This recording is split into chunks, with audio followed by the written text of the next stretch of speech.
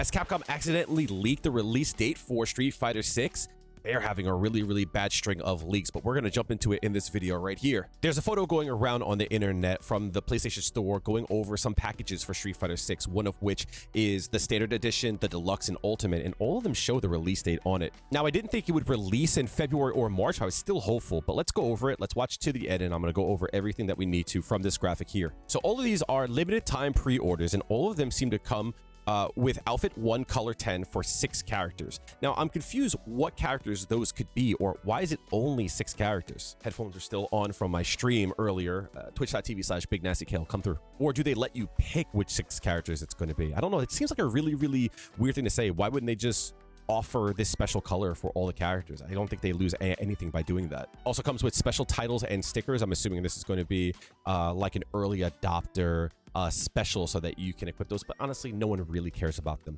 The thing that I'm concerned about is what's the difference between the Year 1 Character Pass and the Year 1 Ultimate Pass? In Street Fighter 5, we have those season passes that any character that comes out DLC, you just get access to, and they give you a few more perks for it.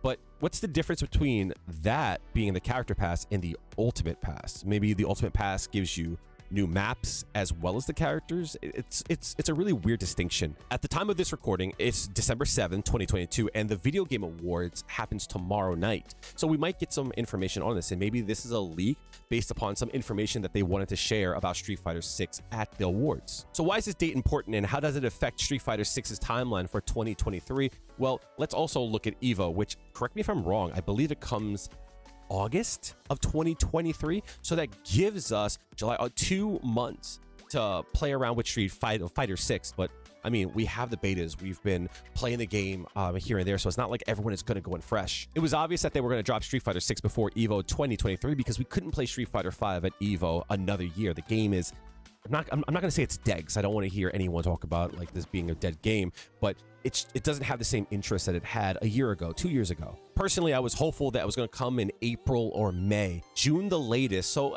this isn't a real shocker on the date itself, but I'm a little disappointed that we're not going to have like 3 months with the game. Still, having a date, hopefully this is correct because I think it's a really good date. In a week and a half, we're getting the second beta. Now, the second beta being in December, release date being in June, that tells me that we might have a chance for a third beta. They're holding a lot of information at the current time. We had a steady stream of character reveals at the current time. I think the last ones we got were Honda, Dalsim, and Blanca. And Ken. Even though we've gotten those, it's been a while since we've heard anything else. Now we know what characters are going to be in the game, and I have a video on that. You'll see the link right up top there. And we've seen how they look in the World Tour reveal on one of their streams, so we know the characters that are going to be in the game, but I was kind of hopeful that we would see more at this point. So I have a really spicy take about some of the information that we have here, but before we get into that, if you like the video so far, hit the like button, and I invite you to subscribe to find out more information about Street Fighter 6 and my breakdown of anything that happens for Street Fighter 6. So the fact that it says color 10 for 6 characters, maybe that means the game is only going to launch with 6 players. Could they do a free-to-play model where the game only comes out with 6 characters and you have to buy each individual character, but you can also buy the pass to unlock the rest of the characters in the game? I believe they said it's going to have 18 characters total, and I don't have the number in front of me based on the characters that we know are going to happen, but since it only says 6, maybe we get Jamie, Luke, Kimberly, Ken, Ryu, Chun-li?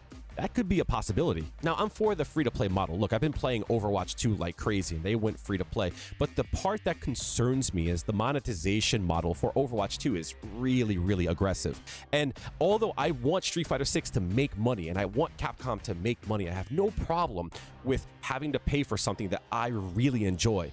I just would hate to see a game where you only have 6 characters base and then you have to buy each individual character after that. That's 12 characters. But maybe they do the character pass for $40 and the ultimate pass for $60 if you want to buy the full game. Now, again, I'm not against that, but I can see that getting a lot of flack and a lot of backlash because that just hasn't been what Capcom has been about. But it's 2023. Everyone is doing it. To be honest, in Overwatch 2, I have a lot of friends that have not played Overwatch or don't want to play Overwatch that are trying Overwatch 2 because it's new, but also because it's free. And guess what?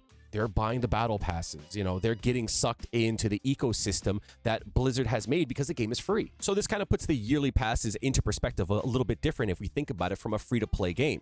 The character pass might give you the characters. The ultimate pass might give you the characters and maybe a battle pass that they implement as well. Maybe like the season 1.